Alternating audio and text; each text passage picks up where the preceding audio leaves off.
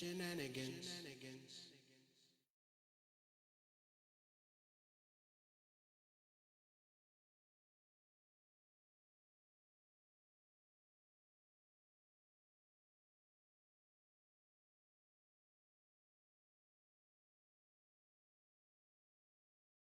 Truth, lies, shenanigans. Truth, lies, shenanigans. Truth, lies, shenanigans. Truth, lies, shenanigans. Truth, lies, shenanigans. Truth, lies, shenanigans. Truth, lies, shenanigans. Truth, lies, shenanigans. Truth, lies, shenanigans.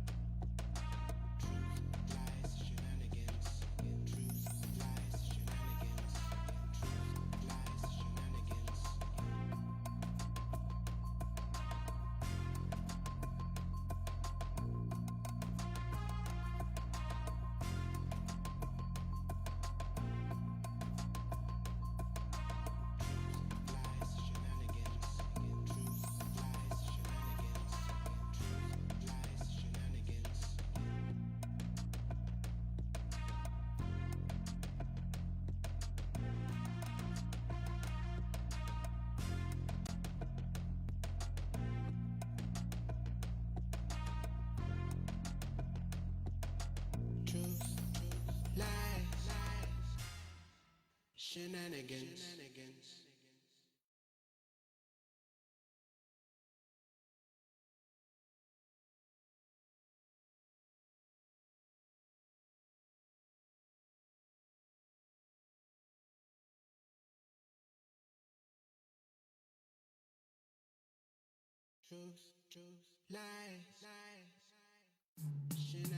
Truth, lies, shenanigans. Truth, lies, shenanigans. Truth, lies, shenanigans. Truth, lies, shenanigans. Truth, lies, shenanigans. Truth, lies, shenanigans. Truth, lies, shenanigans. Truth, lies, shenanigans. Truth, lies, shenanigans.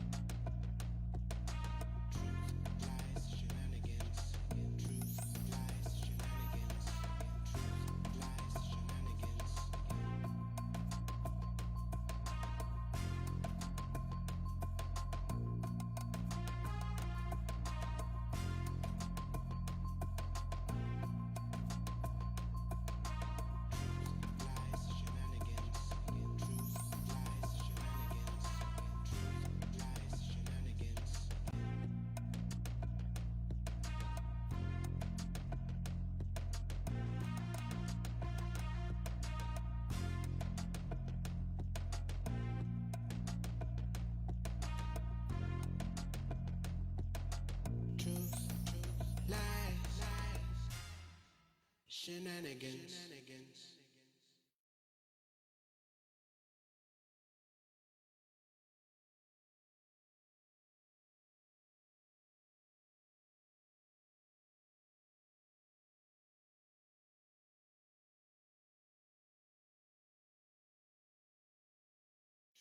Truth, lies, shenanigans. Truth, lies, shenanigans.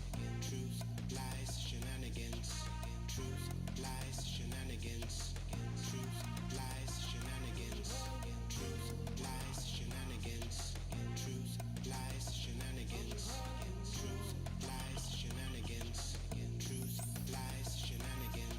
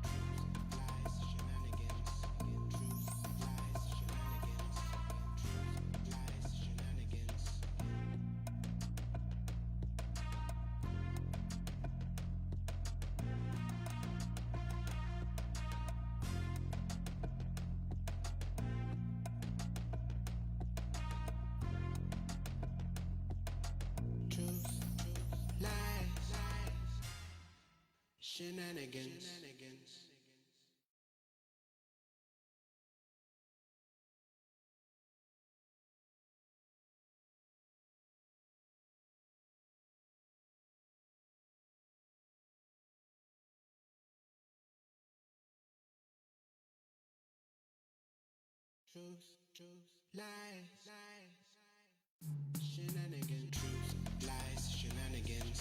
Truth, lies, shenanigans. Truth, lies, shenanigans. Truth, lies, shenanigans. Truth, lies, shenanigans. Truth, lies, shenanigans. Truth, lies, shenanigans. Truth, lies, shenanigans. Truth, lies, shenanigans.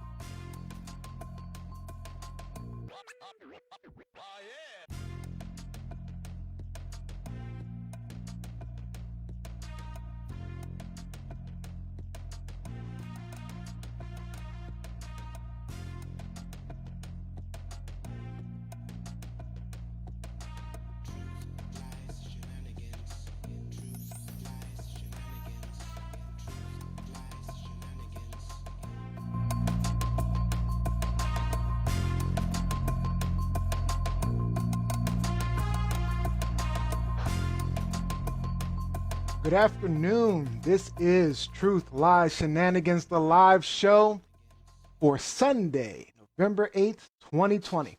My name is Neo, and in a strange turn of events, on the weekend that the U.S. election has been decided, both my co-hosts for today's show are Canadian.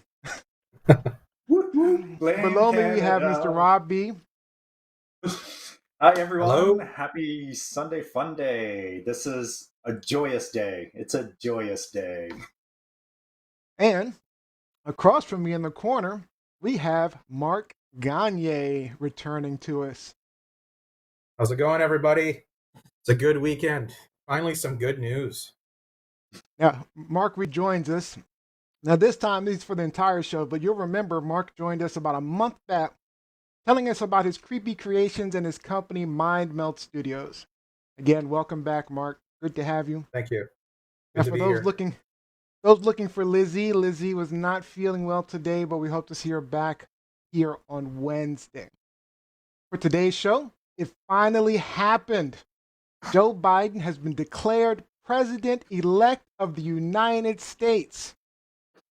We'll be celebrating and talking all about that excitement, and we'll have Delegate Joseline Peña-Melnyk joining us in the discussing of this historic moment. Also, Rob B. will be talking to us about the true Trump fanatics out there, as well as the Swedish. What were we talking about, Robbie? The Polish women's strike. Polish But the women's Swedes, strike. the Swedes do play a role in this also. So Oh, good. good, Talks about good the segue. Polish women's strike. And Mark is asking if you can separate the artist from his controversy, as Sean Connery recently died. All right, just remember, we are live everywhere. Our show streams on YouTube, Facebook, and Twitter at TLS Live Show. And you can watch us at truthliveshenanigans.com. Make sure you invite your friends to watch along with us because we want to get you involved in the show. Share your comments and questions in any of our live feeds, and we will be responding. Also, don't forget to subscribe anywhere you listen to podcasts, Apple Podcasts, Spotify, Google, or Amazon Music. Just search for or ask Google, Alexa, or Siri to simply play the Truth Lies Shenanigans podcast. All right, guys, we have breaking news today. The longtime Jeopardy host Alex Trebek has passed away at 80 years old after a valiant battle with pancreatic cancer. This week, I was diagnosed with stage 4 pancreatic cancer. Now, normally, the prognosis for this is not very encouraging, but I'm going to fight this, and I'm going to keep working, and with the love and support of my family and friends, and with the help of your prayers also, I plan to beat the low survival rate statistics for this disease. Truth told, I have to, because under the terms of my contract, I have to host Jeopardy for 3 more years. So help me. Keep the faith, and we'll win. We'll get it done. In the title of a groundbreaking 1890 expose of poverty in New York City slums, these 3 words follow: how the.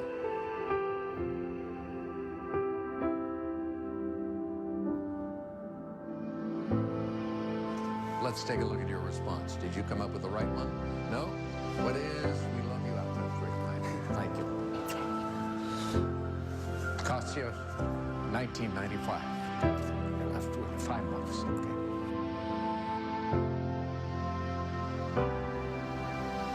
In terms of getting my strength back, that hasn't happened, unfortunately. You said you having to go through another round of chemo. Yeah. Was that the plan always, or this was no? As long as I can walk out and greet the audience and the contestants and run the game, I'm happy.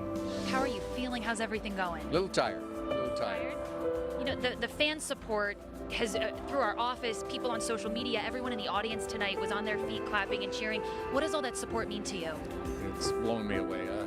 I told somebody the other day that most of us in our lifetimes never get to know the impact we've had on other people. You only hear about it after the person passes away, and to be able to experience it while you're alive is very special. And people have been so kind in all walks of life, sending cards, letters, offering advice, their prayers. It touches me at a very deep level, and it's an experience that on one hand, I didn't want to experience, and on the other hand, I'm glad it has happened to me because it has taught me something about where I stand in the lives of people in America and where I stand in my own life. It's forced me to re-examine my situation. What do you want your legacy to be? How do you want us to remember you? Just as a good guy, a nice man, and somebody that you looked at on television on a daily basis and said, hey, you know what? I like him.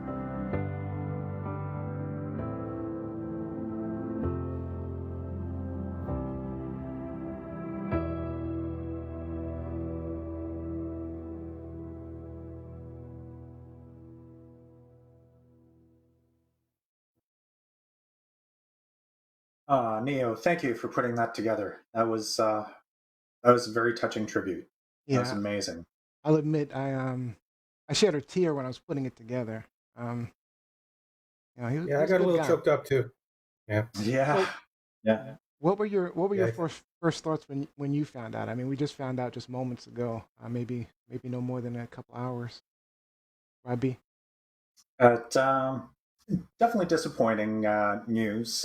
You don't like to see the good ones go, and so particularly reflection for residents of Sudbury, Ontario, which is my hometown, which is Alex Trebek's hometown. He was born here in 1940. He went to high school here. His formative years before he went off to university in Ottawa. He's been a part of the Canadian culture tapestry. He's been a wonderful spokesperson and ambassador. He has been an amazing philanthropist. The Trebek Family Foundation, that was founded in 2011 to help distribute aid to so many different organizations. Fordham University in New York, Friends of the University of Ottawa, Red Cloud Indian School in South Dakota, St. Jude's Children's Research Hospital in Tennessee, World Vision, United Service Organization. The list goes on and on and on. He was part of the media culture tapestry also, because other than doing the Jeopardy show, he had over 70 different shows and TV appearances that he was a part of. So he was just in your face. And I love the comment, I just want to be remembered as a nice guy. And to me, it was always, hey, there's a smart guy that I could have a beer with. I would love to swap stories with this guy. Yeah. Mark, what were your thoughts? Or what a lot of what Rob said.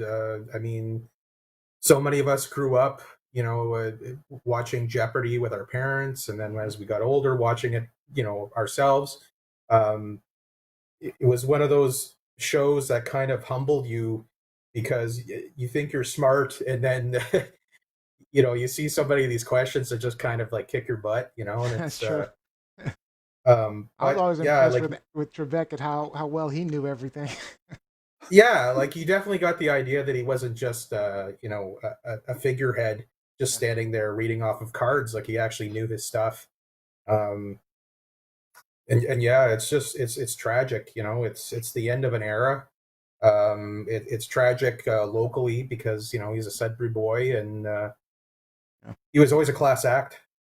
Like you never heard anything bad about him.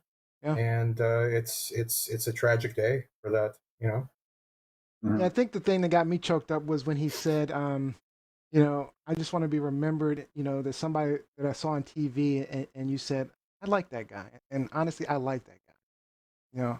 He was a really good guy. I mean, every time I watched him, just a good class act.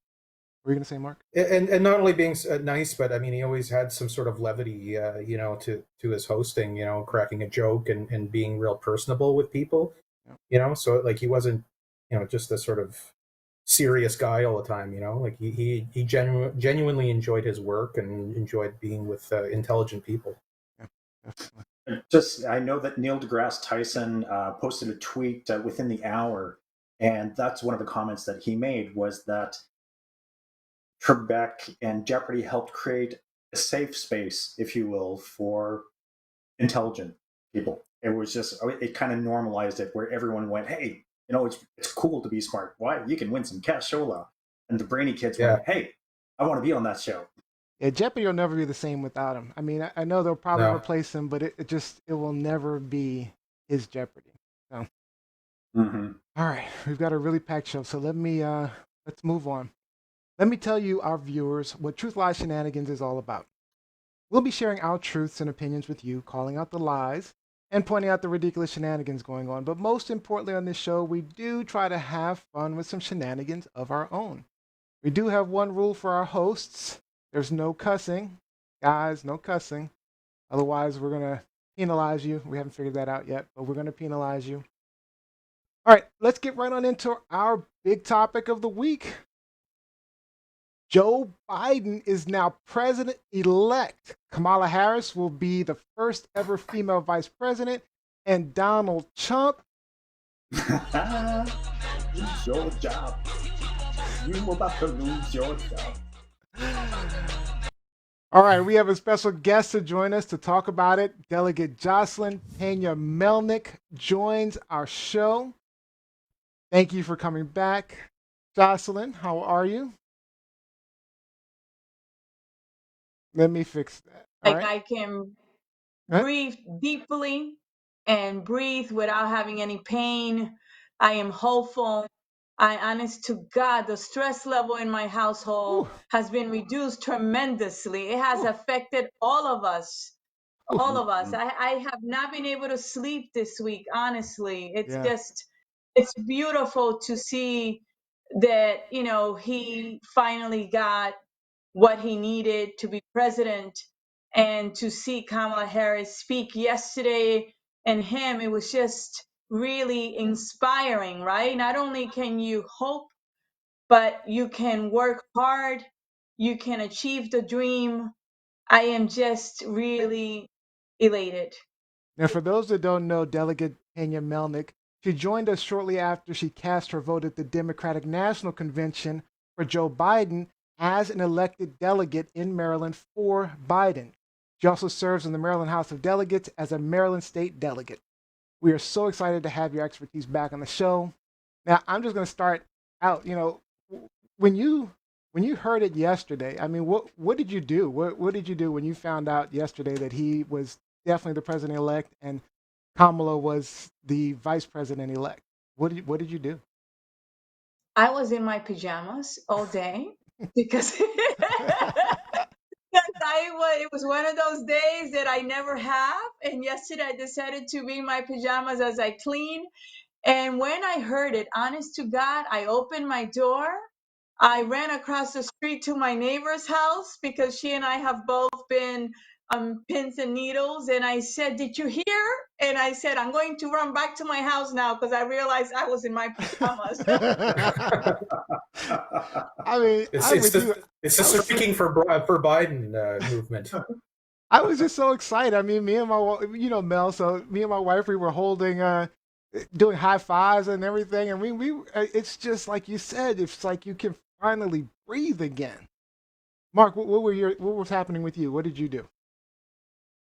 Oh, I mean, yeah, I mean, I can't imagine how people were down in the U.S., but up in Canada, like I was kind of on pins and needles since Tuesday. I mean, well, even before that, just hoping that Biden would win. And my girlfriend and I are very plugged into news and in the election, and we're so relieved that Biden won. I mean, it's been a long 4 years of just chaos. So we're kind of just looking forward to some sanity being Yeah, brought back. Like question. like every day, the news would come on and there'd be something crazy going on with Trump and his group. And so yeah, we're looking forward to some sanity coming back and some decorum. And yeah, we're very happy. Robbie, what were your thoughts? uh, I know I when I you've been on the show every week, and we've been talking about Trump, Trump, Trump, like every day. I know. I know. It's when I saw the numbers finally roll in, when I saw 284 to 214, I jumped out of my office chair and ran into the living room with the phone out going, "Baby, hey, look at what happened. Look at what happened. They I know, did right? it. They did it." And yeah, it is a big sigh of relief in Canada because Trump's administration has cost Canadians a lot. It has caused rifts between our two countries, between ideologies. And after hearing Joe and Kamala's speeches, I feel like the office of the President of the United States finally has reason. And like Mark said, decorum. I've always said that about Trump, just the lack of decorum. So to have that level of respect and decorum in the Oval Office again brings hope about for the international community. It's not just you that was on pins and needles. It's all of us breathing a collective sigh of relief. But I understand it's ground zero for you. So I really hope that the next 4 years can be that of healing and unity and working towards something better. And let me play this clip real quick. We did it. We did it, Joe. This was her initial reaction. You're going to Kamala. be the next president of the United States. So humble. I know, So right? humble. I mean, what a humble individual. Like, that is the honest truth. And they both are humble and charismatic, what we have been lacking for 4 years. It's amazing to have real people with feelings This is And the last honesty. the last 4 years for me have been like, I don't know. I described it several different ways. I described it as like, like I feel like I've been having an asthma attack for 4 years, and suddenly, maybe I got a spritz or something, and I can breathe. Or on my page, I put, I don't know if anybody watches the show Naked and Afraid, but they're in the wilderness for 21 days naked, and they have to figure out, and they're struggling, and then all of a sudden they get to this extraction point. Once the time is over, they haven't eaten and everything, and then all of a sudden they get taken away to feasts and stuff. And I mean, it feels like, oh my God, finally this is over. The nightmare is over. I mean, it wasn't just that he had bad policies, or that, it wasn't like dealing with Bush back in the day where, you didn't like a lot of the stuff he did, you didn't like his policies. This guy was just caustic. And it's so good that it just feels good that that will be gone. Jocelyn? Yeah, he was such a toxic. Oh, sorry. No, go ahead. Go ahead, No, Mark. no, it's okay. he Go was ahead. just he was just such a toxic individual. Like, I don't think I've ever encountered a more toxic person Yes. in the public view. And it's like a glitch in the matrix has been repaired now. Like, we were like living like the worst timeline, and now it's like the universe is sort of repairing itself, or at least I hope so. I mean, there's a lot of damage done, but hopefully we can start repairing it. Yeah, he was just toxic, very, as a Afro Latina, as a woman, I feel like he wasn't my president, right? Yep. And he spoke so poorly of, Blacks, Latinos, people with disabilities. Like, there wasn't a group that he could spare. Right. The guy was just really, I hate to say it, he was racist, a bigot, divisive, nasty, disrespectful. I felt like not just the policy work and the issues that should be on the ballot, like healthcare, the economy, COVID-19, education, transportation, all of that. But it was also decency, Right. human decency, and truth and science. All of that was on the ballot. Yeah. And what do we stand for as Americans? Yeah. He reflect, like I tell my children, you reflect me like I reflect my parents, right? How I speak, how I behave. He reflected us in the world. And in the worst way. Let me play this clip here. So I'm going to start with Kamala because I think, like I said, the biggest thing for me is, and the reason I voted so fervently, the reason I even started Truth Lies Shenanigans was because of I just couldn't. It was almost like it was a way to try to save myself because of how I was feeling, and it was a platform that I created. I wanted to create for us to be able to speak out and call out the truth and the lies and all those shenanigans that were going on.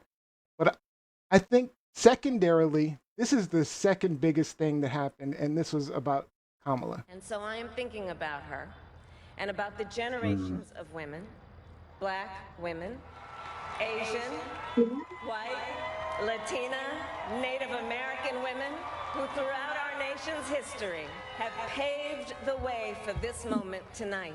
Women who fought and sacrificed so much for equality and liberty and justice for all, including the Black women who are too often overlooked, but so often prove they are the backbone of our democracy.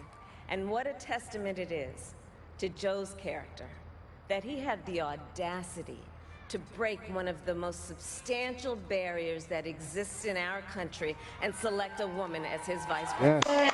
I may be the first woman in this office, I will not be the last. Yeah, because Jocelyn's going to be the next little one. girl tonight sees that this is a country of possibilities. And to the children of our country, regardless of your gender, our country has sent you a clear message.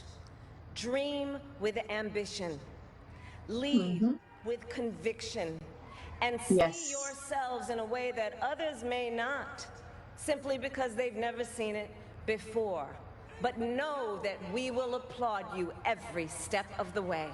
Beautiful. Uh, Beautiful. I have to say, Well throughout that said. entire clip, I was watching Joseline's reaction. And Joseline, it was like watching a kid on Christmas morning. That her words were resounding so deeply with you, just as a female politician. It's a person of color in the U.S. And what was the impact of that for you personally? Yeah, I have to say, as an immigrant myself who came to this country with a mother who didn't even study to the third grade, but always said that education was important. She got to me yesterday. It moved me because I had a dream and I worked hard, but I didn't have a lot of role models. And little girls can see her. They can see her today and they can dream, and that is powerful. I have a set of twin girls that are in college. They can see, and there's a saying that says you cannot be what you can see. And now we can see. That is powerful. It is moving. It is inspiring. Yeah, I mean for me, like I said, I mean, biggest thing was getting Trump out, but that is the biggest thing. I mean, Biden's great, love Biden, but even when she became the candidate for vice president, I was excited and just it started to like galvanize me and the movement that I had behind Biden by selecting her because throughout the whole presidential run, I wasn't sure who I really liked as a candidate. I really wasn't sure on Biden. That Biden, he sold me on his heart, um, which was a good way to go. But it was really Kamala that kind of galvanized that for me. Mark, did you have any comments? Well, I just I pretty much echo everybody here. Like it's really uh, great to see some representation finally for people leading your country, and it just even people that can speak in complete sentences. Like it it's good to see some intelligence back in leadership. No more anti-science, no more anti whatever. Like we can just get back to business. Yeah, I do want to talk about. Well, first, let's talk about Trump supporters because there's a comment online from. Let me see if I can find it real quick. From Mike Winter, it said we have to deal with the fact that 70 million people voted for him, several of them because he spoke to their racist ideologies. Biden did say this. All those of you who voted for President Trump, I understand the disappointment tonight. I've lost a couple times myself, but now let's give each other a chance. It's time to put away the harsh rhetoric, lower the temperature, see each other again, listen to each other again. Yeah. And to make progress, we have to stop treating our opponents as our enemies. They are not our enemies. They are Americans. So, Jocelyn, when we're talking about these Trump supporters, and Mike Winter made the great point of 70 million people, which is the second most number of votes for any candidate in history for Donald Trump, says that there is a lot of people who support his ideals, his personality, who he is. I mean, how do you bridge the gap between that, knowing that he was so divisive? How do we bridge the gap between those supporters? When I first saw that number, I was really sad. I was too. I was really sad because I knew that there was division, but to see it that close Yes. really is very telling about our country and about people. And that was really, it broke my heart because I didn't believe those numbers. Yeah. We have a lot of work to do. And I think that if anyone can do it, it's Joe Biden and Kamala Harris because they have the heart, the warmth. They can feel people. His heart is open. You can honestly, last night when you listened to him, you can tell that he meant it, that it was honest from his core. And that is what this country needs so that we can heal. And I know that he is going to work on it, and he will surround himself with people that can have those values, they share those values and principles, that we're all the same, and that he's the president for everyone, regardless. And he keeps saying it, and he needs to repeat it so that people can believe it and start accepting it. Yeah. But I was very disappointed in those numbers. And I want to get to Robbie and Mark real quick, but I want to say that was telling to me. Is like when you I was just and I was talking to my wife while it was going on. I was like, I can't believe that many people voted for him. I just can't even believe it. Even before I saw the numbers, I'm just like, I don't understand what it is that is appealing.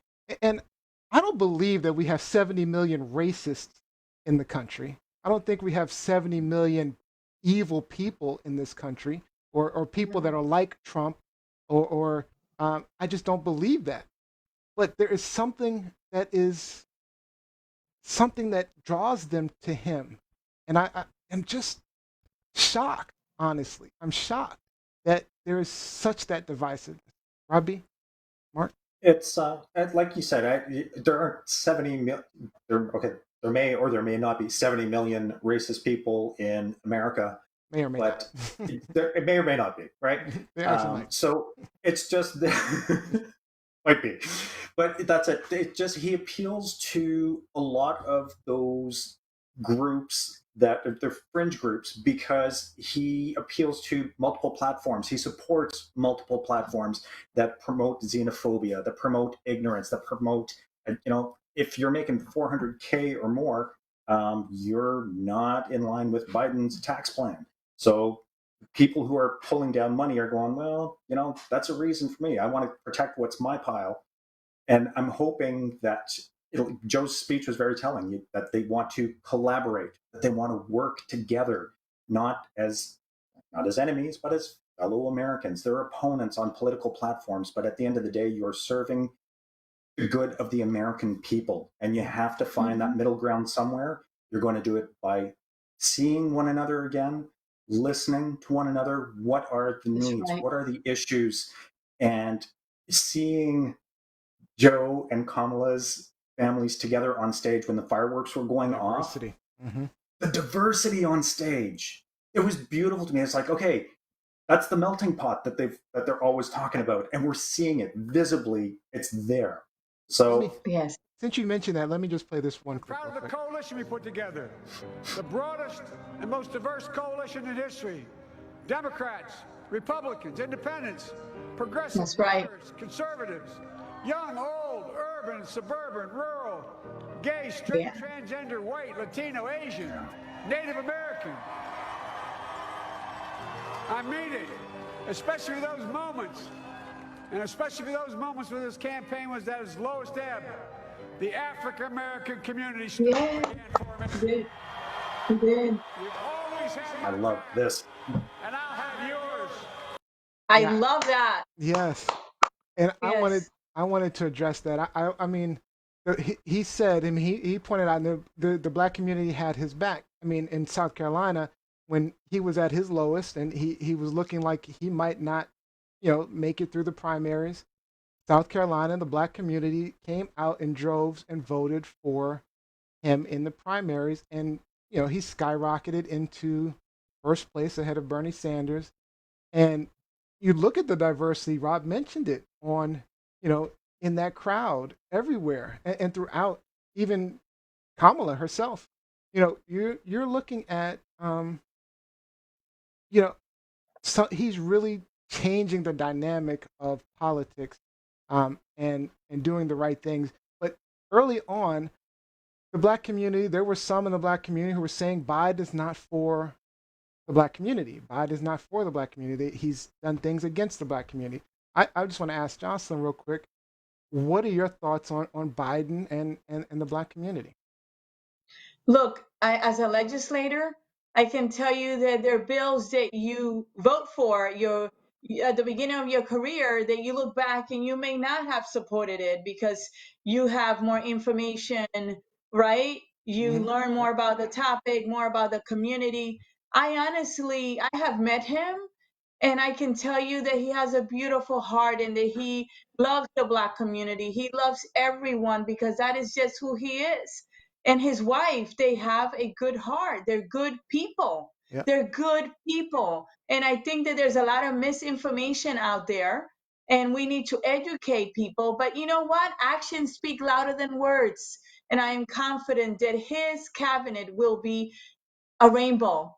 And Yeah. his, you know, his cabinet will be respectful of the Black community. And like he said, he's going to have the Black communities back because he's grateful and he knows that he couldn't be where he's at today without the Black vote and the Latino vote in Nevada and Arizona and Pennsylvania. You know, because we were calling the Latino community, I was calling the Latino community every week in Pennsylvania. So he is extremely grateful. It is the Black community and brown community that has gotten where he's at, especially the Black community, Black women. Yep.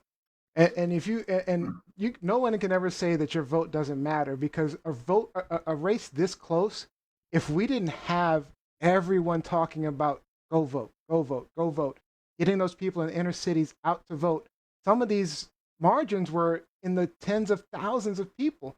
That's not a lot. That's barely enough to fill a arena, a basketball arena. I mean, that's not a lot of people. You know, when you're talking 70 million, and some of these votes were just, I mean, it is so wonderful to see that people really went out to vote. I mean, it was great to see it on Trump's side. You know, I mean, he got his people out to vote. I mean, that's why it was so scary. But I mean, just to see 150 million, half, at least close to half of the American population out voting, participating, was great to see to me. Mark, did you have any? But look at Stacey Abrams. Stacey Abrams registered more than 800,000 people in Georgia. Wow. She helped register more than 800,000 people. Wow. Wow. I think it's beautiful. Mark, did you have any comments? Well, just what what you had mentioned before about the 70 million people, and are there that many racists? And I think, sadly, I do think there are that many racists. I think Trump kind of put out the bat signal for those people when he was running and got elected. You know, it was kind of like a signal that you can be more open with your xenophobia and so on. That's true. But I hope that people can start being educated again and start being friendlier and more open to communicate with each other, because I couldn't imagine another 4 years of Trump, and where would your country be after another 4 years? That scared me. Like the experiment, the American experiment, I think would have been finished. Yeah. The Republic would have been finished. And that's scary, because we're right above you guys, and you guys are one of the world leaders in terms of countries, and it's scary to think about what the alternative could have been. And I think the night of the election, we have to learn from this. Yes, no question. Yes. The night of the election, I'm going to tell you, I could not sleep because I was so scared of another 4 years. I was scared. I mean, I don't know that I've ever felt like that. I mean, where it felt so out of control and like, what am I going to do? I just can't do another 4 years.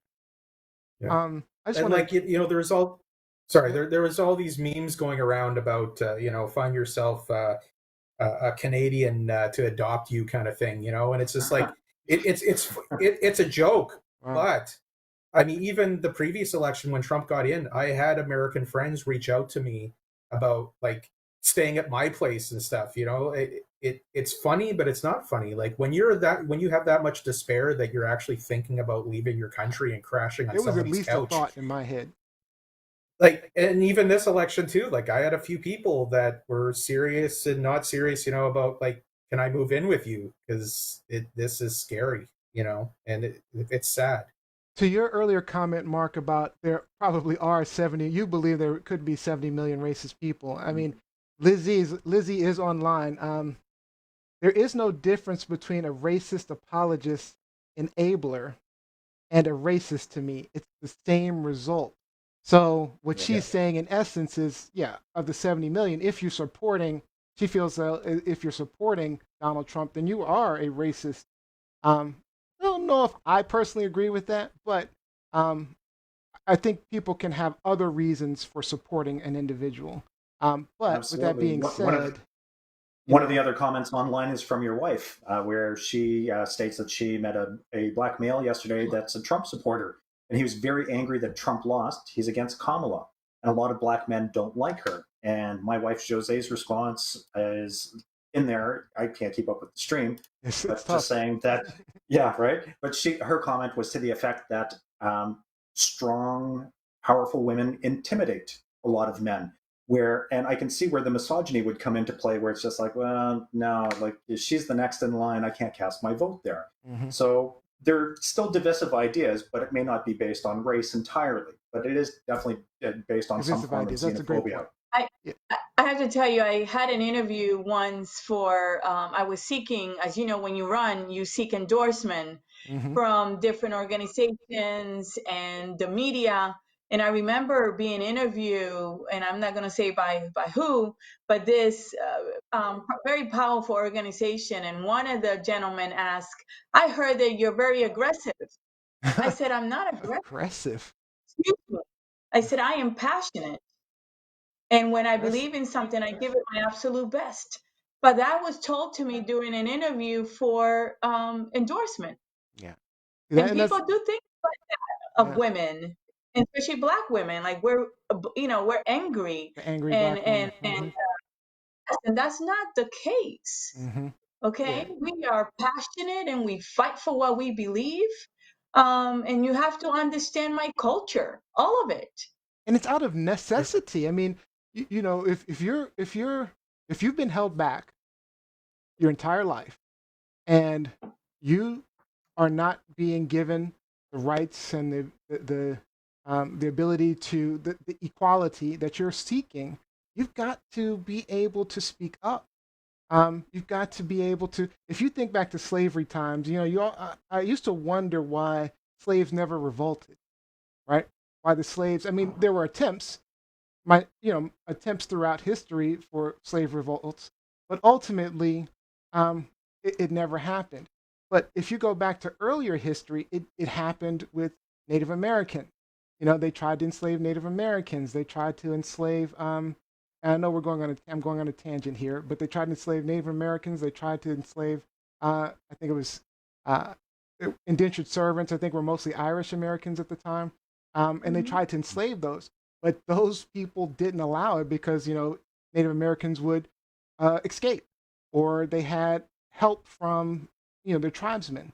Of course, we know what happened to Native Americans being obliterated. But with that being said, it really comes down to you've got to be able to speak up. You've got to be able to fight. And these tropes of angry black woman, angry black, that is ridiculous.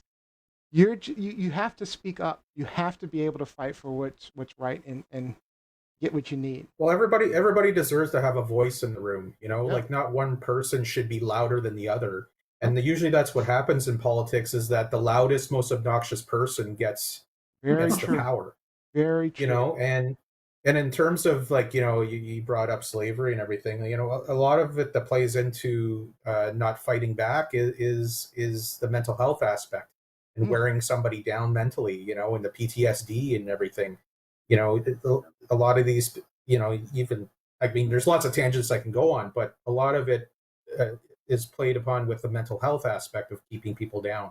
Yeah.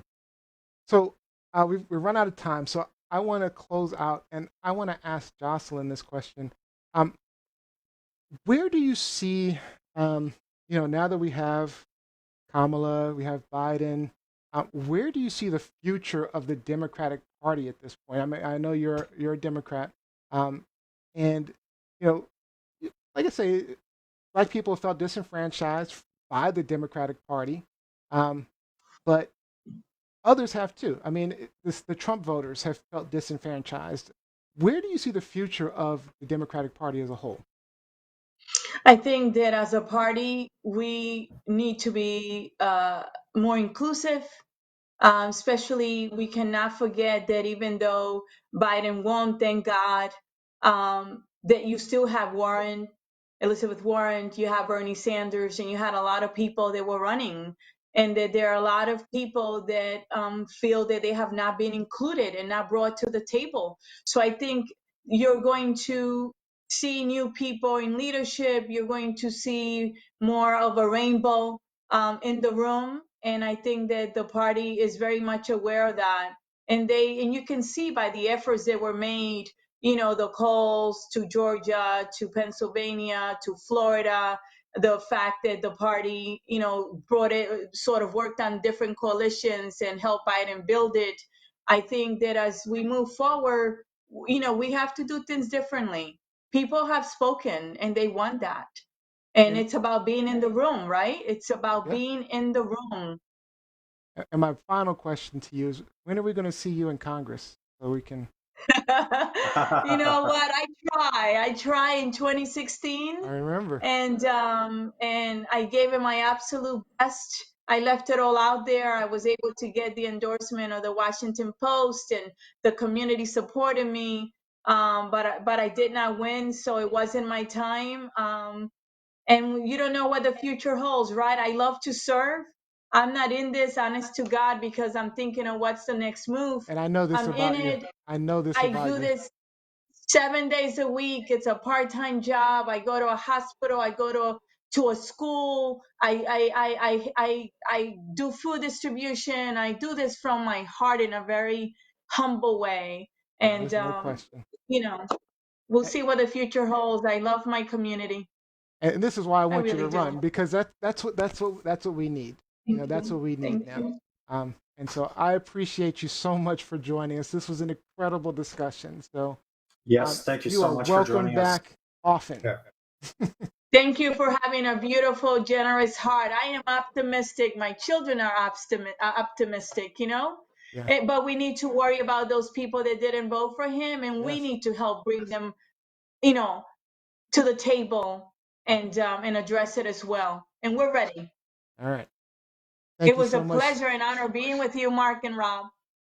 Thank you so Yes, much, it was a Delegate pleasure meeting Joseline you. Peña-Melnyk. Thank you. All right. Thank you. All right, guys. Incredible conversation. Incredible conversation. Any final thoughts? The one thing that really struck me about Joe when he got up and spoke is he immediately endorsed his wife, just saying, I wouldn't be here without Jill. I'm Jill's husband. I wouldn't be. And he was just, I don't remember ever hearing Trump ever hoisting up his wife and his family. That's true. And just, so to say Always that about him. Exactly. So now we have a president-elect who displays humility, who displays traditional good family values. That was something that really struck me to the core, and that his wife is a former teacher. So now First Lady is a retired school teacher. That's important. All right, let me get to some quick comments online that I saw. A lot of comments about Stacey Abrams. Stacey Salai says Stacey Abrams is a legend. Mel Blaine said Stacey Abrams, she did her thing. Rupka says, glad Trump is out and someone I can truly understand who can speak English. Paul Hatzis says, so no concerns about Trump winning in the Supreme Court? That's a great question. We should have asked that while she was on there. I'll just say I don't believe that's going to be an issue because he would have to prove widespread voter fraud, and the number of states that he's lost, he would have to prove that all of those states were cheating against him, which is virtually impossible for him to prove. So, There's never been voter fraud. Yeah, it's such a conspiracy theory. Like there's never been proof of voter fraud ever. There's been minor proof, but the minor ones, but not. We're talking not two on or the scale three. that he's talking about. Right, we're talking in the tens, not even the tens of thousands or even the thousand. We're talking in like, and the funny thing is, the ones that have been investigated so far have been Republicans and Trump supporters, and they found to be. All right, So we've got to move on. There's a lot of comments online, so we appreciate you commenting online. Unfortunately, we've got to move on. So we are going to jump into our hot topics. Truth, lies, shenanigans. All right, Mark, we might only have time for one hot topic today. So, Mark, we're starting with you. What is your hot topic? Is this a truth, lie, or shenanigan? So truth, lie, shenanigan. Well, I mean, it's I guess a truth. Like, you know, it revolves around, you know, the separation of art and artist. You know, recently Sean Connery passed away tragically, of course, and you know he was an entertainment icon, and but you know, as sad as it is, he also left a bit of a tarnished legacy behind, you know, with his comments about his violence against women, and his misogyny and sexist comments, you know, in past interviews and everything, and it just sort of made me think about, you know, the separation of art and artist. Can you make peace with an artist's you know, poor behavior and still enjoy the art that they put out? I know Sean Connery regrets this conversation. Okay, you did an interview in which you said, it's not the worst thing to slap a woman now and then. As I remember, you said you don't do it with a clenched fist, it's better to do it with an open hand. Yeah, remember that? Yeah. Yeah. And I didn't love that. I haven't changed my opinion. You haven't? No, not at all. You think it's good to slap a woman? No, I don't think it's good. You don't think it's bad? I don't think it's that bad. I think that it depends entirely on the circumstances and if it merits it. Yeah. What would merit it? Well, if you have tried everything else, and women are pretty good at this, that they can't leave it alone. They want to have the last word, and you give them the last word, but they're not happy with the last word. They want to say it again, and get into a really provocative situation. Then I think it's absolutely right. By the way, Sean Connery has been married to Joseline for 31 years, and we have not heard a single complaint. It, you know, it just goes, it's like, you know, women need to behave themselves or they're going to get a slap, you know, and it's just, it's, yeah. Yeah. I know it's probably, you know, an archaic belief or whatever, you know, it's something like women in their place and be in the kitchen and, you know, that whole sort of 50s sexism, but it's still a toxic belief, you know. What's your question? So my question is, you know, can you separate the art from the artist? You know, like there's so many figures like Mel Gibson, Louis C.K., and on, you know, and can you enjoy the art that they produce, and while they are also very flawed people, you know, can you still enjoy a Louis C.K. stand-up? Can you still enjoy, you know, Sean Connery's performances as James Bond, for instance? So I'll start if you don't mind, Rob. So yeah, go for it. So for me, right, there's lots of people you could talk about. Like you could talk about Tyson, you know, being a rapist, and now he's being, you know, he's great. Everybody loves Mike Tyson. Or the one that really stands out to me is R. Kelly, right? And most likely it stands out mostly to me because I have a personal thing against people who abuse children or young people. So that's just a personal thing for me.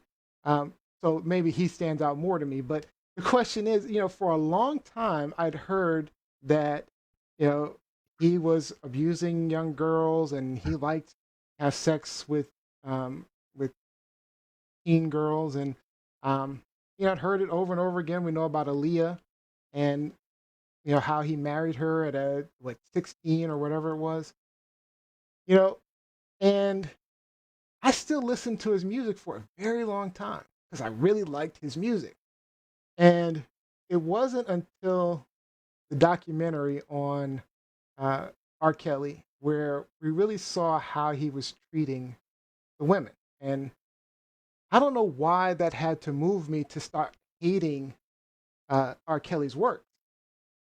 But what ended up happening is by seeing what he was doing to women, every time I heard an R. Kelly song, I didn't like the R. Kelly song anymore. I really started to actually literally hate the R. Kelly song and his work. So I don't know that sometimes you have to know or truly believe that what you're hearing is true. So I don't know. I feel like um,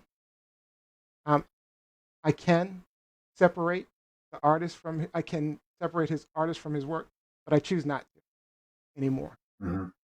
Robbie? I really like what you finished off with there, Neo. Just that it's a choice. It really is a choice at the end of the day. And because of our conversation this week, knowing that this was going to be a story, for me, it's Tyson stands out. Kevin Spacey stands out. I love silly comedy. Mike Tyson Mysteries has made me laugh tremendously. And now I kind of have to cut it out of my repertoire. Like you said, he's a rapist. He's a wife beater. You're not heavyweight champion of the world and then beating on women. That's absolutely ridiculous. It's people in positions of authority, people in positions of power and influence who then abuse that power. It's absolutely sickening. Kevin Spacey, I loved in K-Pax, The Usual Suspects. He just a powerful performer, very diverse. And I can't watch any of his films anymore. I think the only film that I've watched since everything came out regarding him was Horrible Bosses, because I believe that that's a caricature of the true person. It's a little bit closer reflection, and I really appreciate the cast and the rest of it. But at the end of the day, these people get paid royalties. They get paid on viewership. The more you listen to a song, the more an artist gets paid. The more you watch media content, the more these artists get paid. I would rather these people just not live the wealth and lavish lifestyles that they have if they are complete POSs in real life. By the way, Lizzie corrected me online. Aaliyah was 14. But Mark, any last thought? Well, like the John Kricfalusi, who created Ren and Stimpy. He's an extremely awful person, and I grew up watching Ren and Stimpy and like so many others as well. And he groomed young women and took advantage of them with his power, and it sometimes it's hard to separate the art from the artist, especially when they work on something that's kind of collaborative. Because there's a lot of great people that worked on Ren and Stimpy, like Bob Camp, for instance. Billy West. Billy West, like there's so many great creators out there, and it's a tricky thing. You kind of have to tackle it, on a case-to-case basis. All right, time's up. If you have a couple of seconds, you want to finish your thought. Well, yeah, just it especially nowadays, with when news hits about something, it just goes global so quickly. It's a hard thing to sort of process sometimes, and I think it's a worthy conversation to have. That the creation, the art that's out there, it's sometimes worthwhile to learn about who's actually creating it, and the whole background on it, and really look at what you're consuming as entertainment.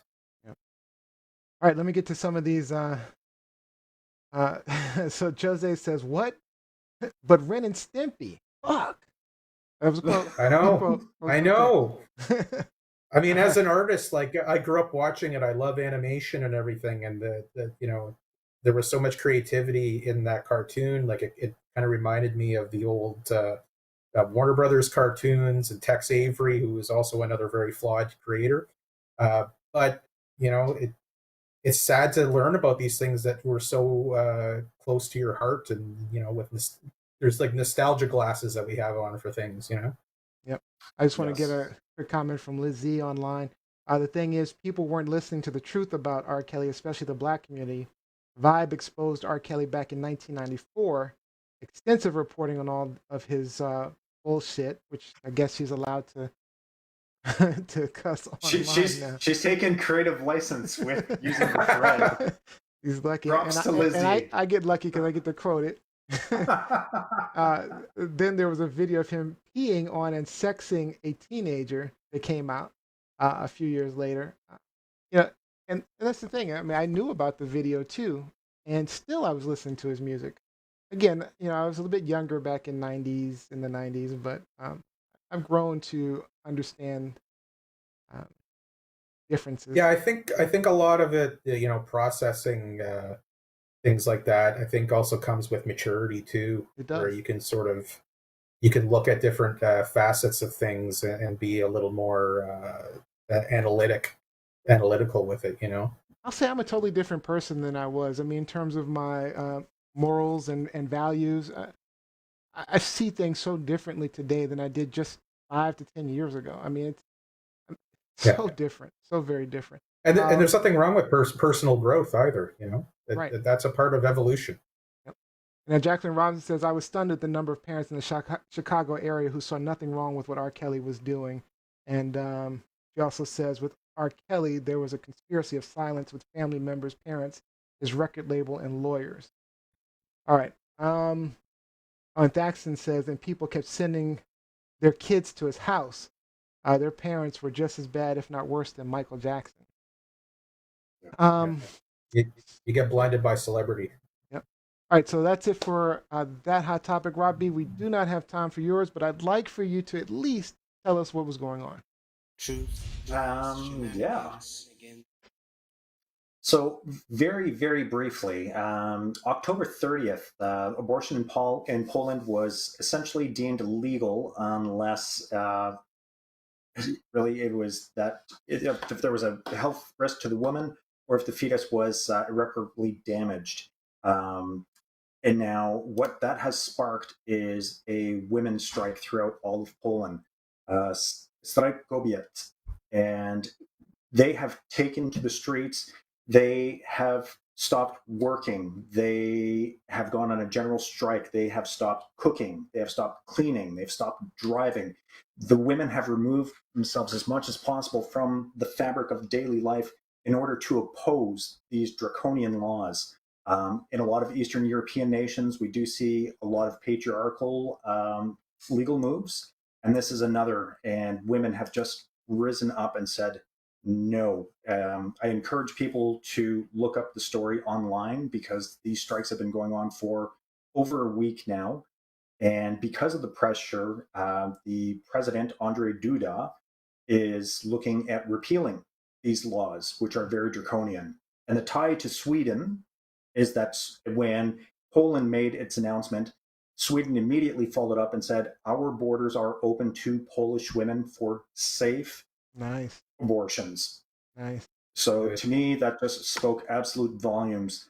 And it's important to note that the political group that's in power is very Catholic leaning.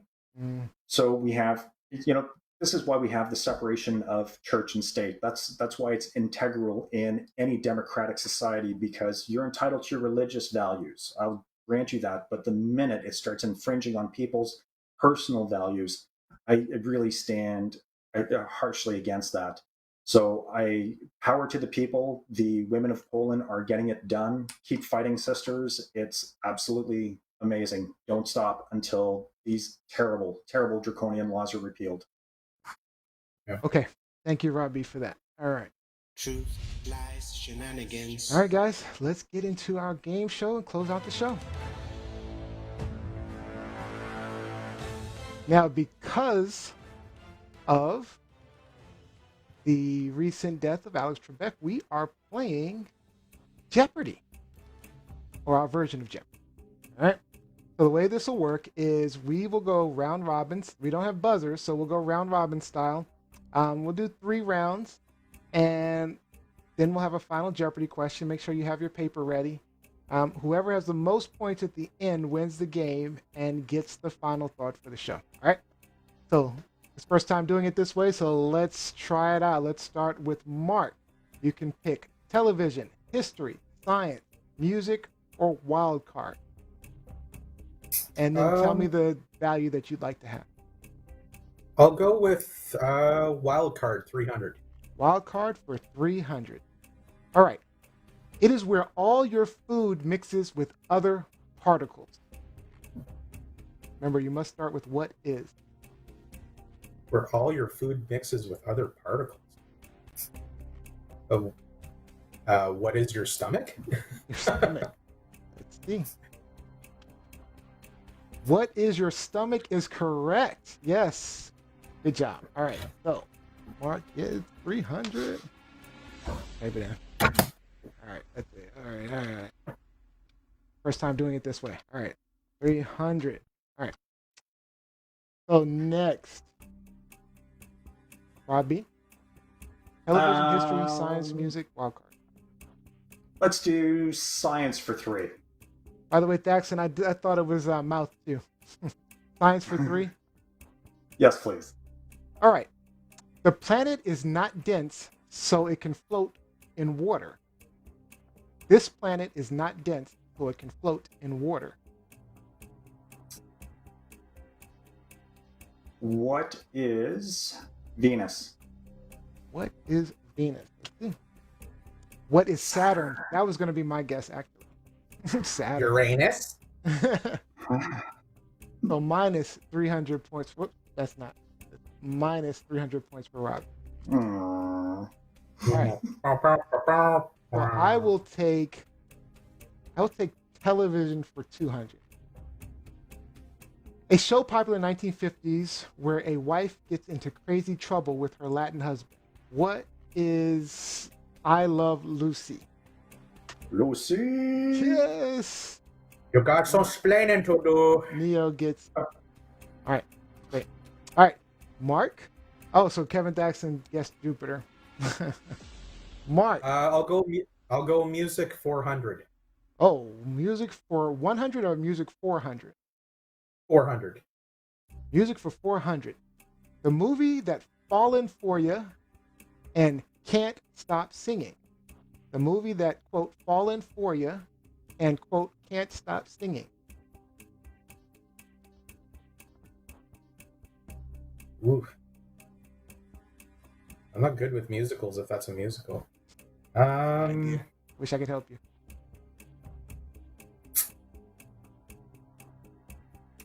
Jeez, I don't know. I don't know. Let's see.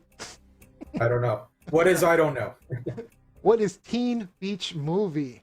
That is negative 400 points for Mark. Okay. All right, we're just gonna. All right, now Robbie, you're next. All right. Let's see. I got to pull myself out of the hole here. So let's do. You know what? Television for 4. Television for 400. All right. She was Rocky on Shake It Up. What is minus 700? What is Zendaya?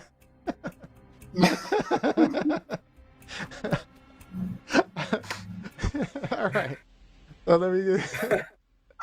That's funny. All right. I'm going to take music for 100. I'm going to stay in the lead if I can. She wrote the song Problem. Problem was Problem?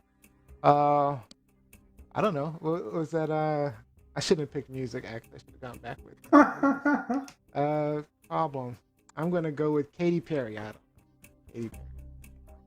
Oh, I knew it's one of them. Oh, Ariana Grande. same vein. Same vein. All right, minus 100 for Neo. All right, this is the last round. Mark, you got some room to make up your negative 100. I'll do science 500. Ooh, science 500. Ooh, just going for it. I'm going for it. It is the process plants go through to make their own food. Oh, wow. Photosynthesis? What is photo? Oh, wait. You didn't what say what is photosynthesis? All right, What I'll is let it slide. I'll let it slide. Sorry. What is photosynthesis? No. Somebody missed Wrong spelling, but all right. There's a Star Wars joke there somewhere. All right, Photosynthesis. you got 700 points to make up. Oh man. Yeah, you I don't hope know you've got the daily flower doubles of hidden the there. dark side. Wild card for 5. All right, let's see. All right, trombone, French horn, tuba, baritone, trumpet are all kinds of instruments. Are all that What kind is- of instrument? What are brass? What are brass? Let's see. Yes, that is correct. What are brass instruments? You're at negative 200. My musical kryptonite, by the way, I cannot play reeded instruments such as brass instruments. That's horrible. All right. I'm going to try to catch up with television for 300. All right. Two girls living in an apartment in Milwaukee, Wisconsin, working at a beer company. They also have two weird friends that went to high school with. Was that Laverne? What is Laverne and Shirley? Is that right? Schlemiel. Yep. Schlemazel. Yes, Laverne and Shirley. We are tied. All right. Robbie, you are out of Final Jeopardy. All right. So we're just going to take History for 500 as our Final Jeopardy question. All right, Mark, between me and you. And we've got to write it down. Ready? Okay. He wrote the Star-Spangled Banner in 1931.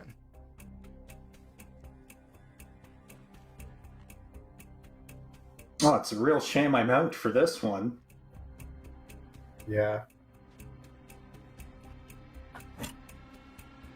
And don't forget to put how much you're betting. Do I show how much, or do I show like on a piece of paper what I wrote? On a piece of paper and how your answer and how much you're betting. Oh, we're supposed to do the betting first, but whatever. Forgot about that part. It's on the same piece of paper. We're good.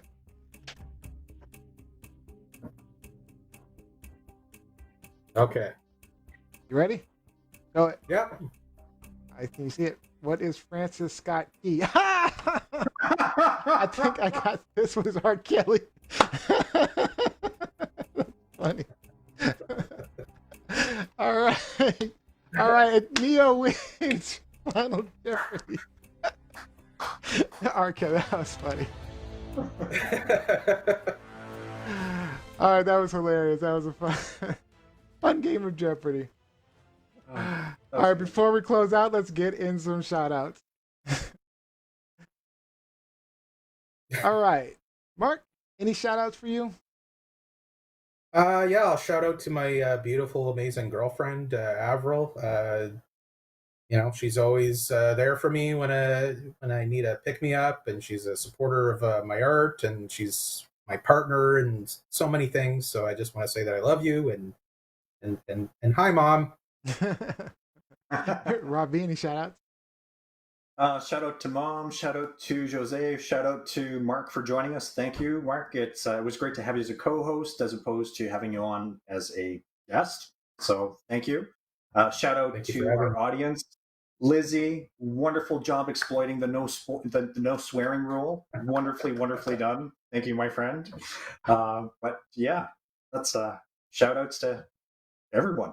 Well done, America. Shout out to America. I just want to. I'm sorry. I just saw this come. Thaxton just pointed out. Kevin Thaxton just pointed out that the Final Jeopardy question was that he wrote it in 1931, which he would have written in like. Anyway, long. That's the wrong date. He's a time traveler. Maybe it was R. Kelly then. It might have been. He left it in someone's mailbox. I've seen that movie. All right, my shout out goes to Delegate Joseline Peña-Melnyk. I want to thank her so much for joining us. That was a very lively discussion, very timely. She was a perfect guest for this topic, so I do appreciate you joining us. She's, by the way, Joseline Peña-Melnyk is like one of the most wonderful people you'll ever meet. I mean, she is just the kindest, sweetest, and she is very passionate about what she believes in, which is, you know, it's hard to find. So that's my shout out to Joseline. Thank you again for joining us. So that's it. All right, that's it for our shout out. Oh, the music's not working today for some reason for our shout out. All right. Well, that's all the show we have. I'd like to thank you guys for joining us. We hope that maybe you learned something new, gained a new perspective, even got some things off your chest. Don't forget to like, follow, and subscribe at TLS Live Show. And if you missed any of today's episodes, check out our clips tomorrow on Facebook or YouTube. Remember, you can listen to us on Spotify, Google, Alexa, you name it, you should be able to find the Truth Lies Shenanigans podcast. or you can simply go to tlsshow.com or tlspod.com. I had a fun time, guys, tonight. It was really good. I want to thank you, Mark, for coming in. Don't forget, we have our next show is Wednesday, 8 p.m. We will have another small business spotlight and some new hot topics, whatever's going on in the world at the time. And for the final thought of the day, I get the final thought. I want to show people this.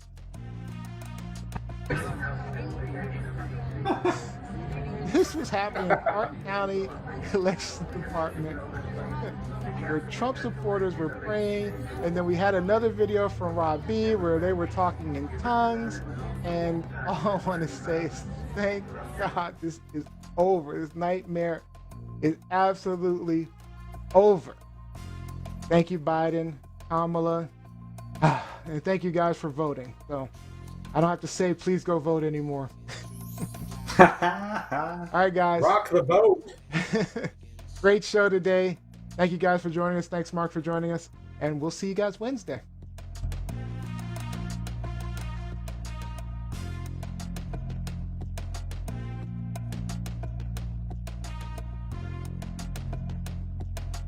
Truth, lies, shenanigans.